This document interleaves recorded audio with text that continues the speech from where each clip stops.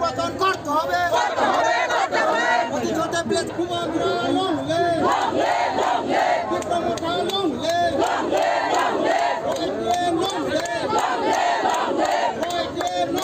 মানতে হবে এই দাবি ন্যায্য দাবি মানতে হবে নাহলে সংগ্রাম চলছে নাহলে সংগ্রাম চলছে সংগ্রাম চলছে তীব্র মোটা লংলে অতি ছোট প্লেস কাউন্সিল নির্বাচন করতে হবে অতি ছোট প্লেস কাউন্সিল নির্বাচন করতে হবে অতি ছোট প্লেস কাউন্সিল নির্বাচন করতে হবে সংগ্রাম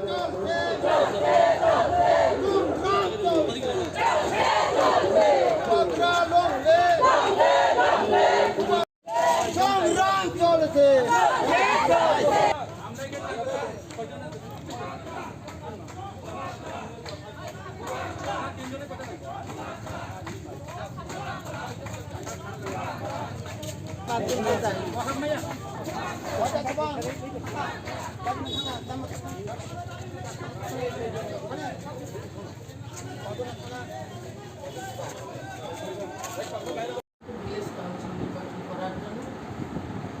বিভিন্ন নির্বাচন হয়ে যায়, মিউনিসিপাল কর্পোরেশন করোনা চলাকালীন হয়ে যায়, কিন্তু আমাদের বিএস কমিটি নির্বাচন কেন হচ্ছে না?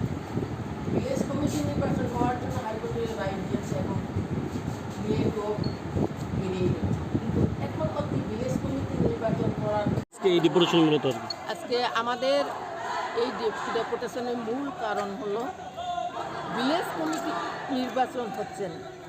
রাজ্য সরকার অলরেডি নির্বাচন করবে না বলে একটা বলে দিয়েছে, আমরা জেনেছি যে পত্রিকার মাধ্যমে, কিন্তু হাইকোর্টে অলরেডি নির্দেশ হয়ে গেছে। কেন ভিলেজ কমিটি নির্বাচন হচ্ছে না? বিভিন্ন নির্বাচন হয়ে থাকে, মিউনিসিপ্যাল কাউন্সিলের নির্বাচন হয়ে থাকে করোনার চলাকালীন, কিন্তু ভিলেজ কমিটি নির্বাচন করতে রাজ্য সরকারের কী কষ্ট হচ্ছে, সেটার জন্য আমরা আজকে ভিলেজ কমিটি নির্বাচন করতেই হবে।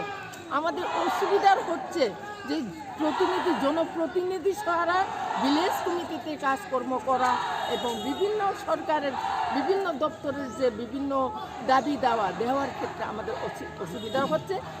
আমরা এই বলতে চাই যে পাহাড়ের জেসা হয়ে থাকুক সেটা চাই বিজেপি, সেই জন্য সবকা সাথ সবকা বিকাশ মুখে বলে কিন্তু কাজে আমরা দেখছি না। যদি সবকা সাথ সবকা বিকাশই হয়ে থাকতো তাহলে ভিলেজ কমিটি নির্বাচন অবশ্যই করতেন। সেই জন্য আমাদের দাবি আজকে অতি সত্ত্ব ভিলেজ কমিটি নির্বাচন করতেই হবে, তাহলে আমাদের না করলে আমাদের বৃহৎ আন্দোলন আরও চলবে। ধন্যবাদ। বলছি এই বেহায়া সরকার আইপিএফটি বিজেপির সরকার জামানা আর বেশি দিন নেই, আরো 4 মাস পরে তারা টাটা বাই বাই দিয়ে যাওয়ার উপক্রম হয়ে দাঁড়িয়েছে। আপনারা আজকে আমাদের পিতামাতার কথা শুনে রাখুন, লিখে রাখুন, আগামী বিধানসভায় বিজেপি আইপিএফটি আর থাকছে না, আর সরকার গঠন করতে 587টা এডিসি ভিলেজে নির্বাচন করলে সব কটি ভিলেজ কমিটি নির্বাচনে হেরে যাবেন। এই আতঙ্কে আজকে সরকার বলে যারা দাবি করে ওনারা কিসের ভয়? আপনাদের কাছে পুলিশ প্রশাসন আছে, অ্যাডমিনিস্ট্রেশন আছে, আপনারা কিসের ভয়?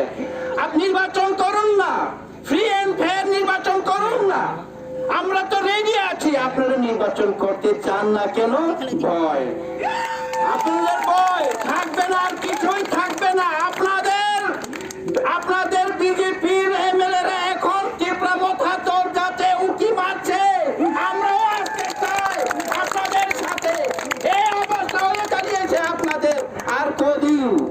আর কদিন ডাবল ইঞ্জিনের সরকার, যেই সরকার আমাদের সাংবাদিক ভাইদের মেরেছেন, যে সরকার পুলিশের উপরে হাত তুলেছে, যে সরকার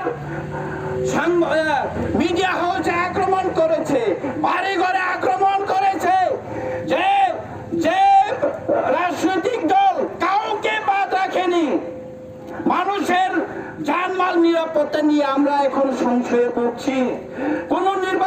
কোন রাজনৈতিক দল খুলেআম এখন যে অধিকার আছে, সভা মিছিল দলীয় কার্যক্রমের অধিকার রয়েছে, সেও করতে পারছে না এখন আগরতলার মতো শহরে, আমতলের মতো শহরে।